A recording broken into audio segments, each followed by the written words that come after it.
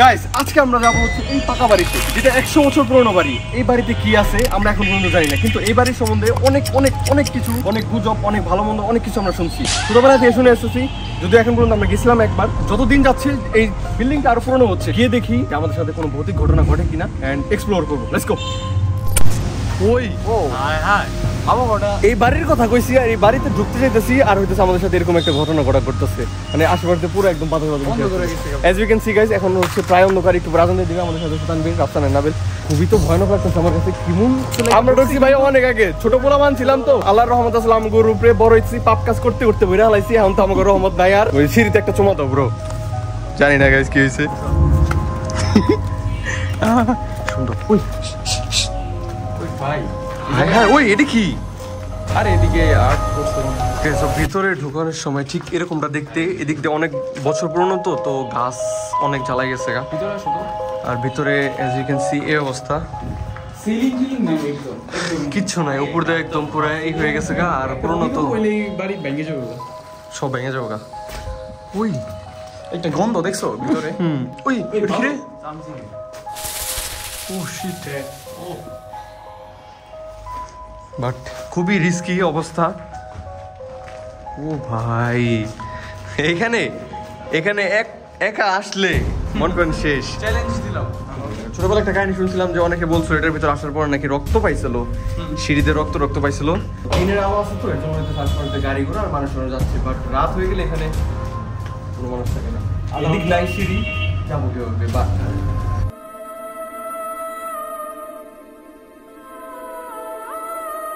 As you can see guys, আমরা নিচ থেকে এখন দোতলায় অবস্থিত। আমরা উপরের কিছু নাই।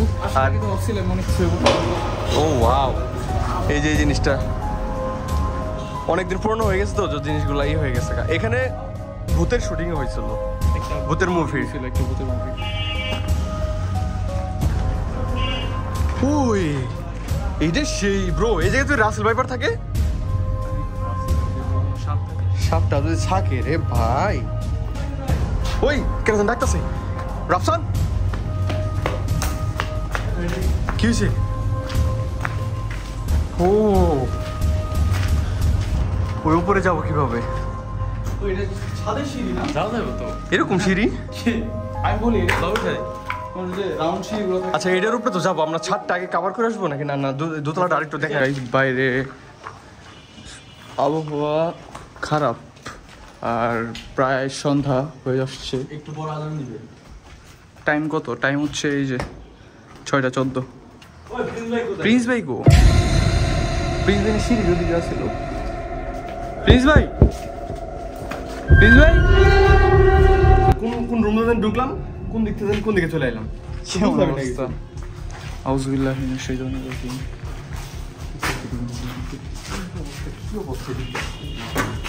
ওই কি বললো রে? আচ্ছা আচ্ছা, এখানে আমার কাছে। ওই তুই দিকে কে? কি হয়েছে তোর? এই এই ওর কি হইলো? এই ভাই কি হয়েছে তোর? এই সাদে উঠে কে? ওই সাদে উঠে কে? ওরে থাম, ওরে থাম। এই ওরে ধর, ওই অফ করি, ওই ক্যামেরা অফ কর। As you can see guys, আমরা এখন 3 তলা যাবো এবং আপনাদেরকে দেখাচ্ছি মানে বাড়িটা আসলে দেখতে কিরকম, সেটা তো আপনারা দেখতেছেন। এখন ছাদের উপরে দেখতে কিরকম সেটা আপনাদেরকে দেখাচ্ছি একটু পরে। যদিও আমাদের হাতে বেশিক্ষণ সময় নেই, কারণ একটু পরে হচ্ছে সন্ধ্যা হয়ে যাচ্ছে। গেছো উপরে? উপরে দেখতে কিরকম হইব আল্লাহ।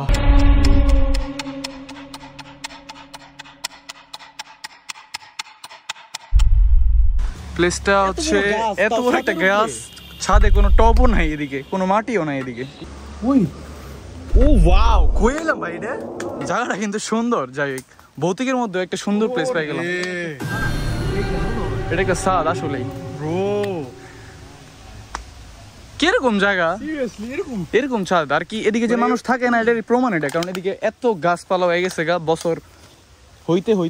আর এদিকে যে কত বড় স্তর ছাদেরই দেখতেছি। আমার তো বৃষ্টি পড়লে এখানে তো পানি জমে থাকে, তো পানি জমাতে হইতেছে সিমেন্ট বালি ইটাগুলা অনেক উইক হয়ে গেছে, তো সাবধানে পাড়া দিতে হবে। 19 থেকে 20 হলে মনে করে নিচে ভেঙে পড়ুম। মানে এসব গাছ তো না বললে হয় না আই গেস। এগুলো দিকে এত বড় বড় গাছ। অনেকজন আসছে তো। হ্যাঁ আসলে 4-5 জন আসি তো আর কি, ভয় 1% হইলো কম লাগতেছে আর কি। মামা তো গে খাওয়াইলাম বোনা, তোরা তারপরেও দিলি আমারে সোনা। এটা হচ্ছে তাদের উদ্দেশ্যে যারা ব্লগটা দেখতেছেন কিন্তু সাবস্ক্রাইব করেন নাই। যারা দর্ণগঞ্জে বাস করে ওই জায়গা দেখেও ভিতরে ঢোকার সাহস পান না, তাদের জন্য এই ভিডিওটা প্লিজ দেখবেন। অত ভয়ানক কিছু না, বাট রাত্রে আসছেন না বললেও দিনের বেলা আসতে পারবেন, লোক সংখ্যা নিয়ে আসবেন। যারা ভিডিও দেখছেন, যারা চ্যানেল সাবস্ক্রাইব করছেন তাদের ধন্যবাদ, আর যারা সাবস্ক্রাইব করেন তারা Why are you gay? why are you gay? Who says I'm gay? তবে এখানে অনেক গাছের পাতা আছে, যেগুলো গাছের পাতা আমরা নামও জানি না, নামও শুনি নাই। এসব অনেক কিছু ভালো ভালো গাছ আছে যেগুলোর পাতা আটাতে আপনারা খেতে পারবেন, বাইটা টাইটা হাতে পাতে দিয়ে পারবেন, যেমন বাত ব্যথা দেবো গা, এই যে নিম পাতা, অনেক কাজের পাতা টাতা আছে। আমাদের হাতে ভাই সময় কম, আমাদের এখন যেতে হবে, আর কোনো সময় একটু পরে আজান দিবে। নামছে ওই ওই কি হয়, কি হইলো ওর? টাকা দিল।